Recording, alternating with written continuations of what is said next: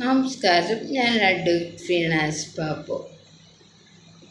നമ്മൾ ചിലപ്പോൾ കാണാറുണ്ട് ചില പൊതുസ്ഥലങ്ങളിൽ അല്ലെങ്കിൽ ജനങ്ങൾക്ക് ബുദ്ധിമുട്ടുണ്ടാക്കത്തക്ക വിധം ചില ആളുകൾ ഭീഷണിപ്പെടുത്തുകയോ ചീത്ത വിളിക്കുകയോ അല്ലെങ്കിൽ അവരുടെ എന്തെങ്കിലും പ്രവൃത്തികൾ മറ്റുള്ളവർക്ക് ബുദ്ധിമുട്ടുണ്ടാക്കുകയോ ചെയ്യുന്ന ആണെങ്കിൽ ഇത് ഒരു ശിക്ഷാർഹമായ കുറ്റമാണ്.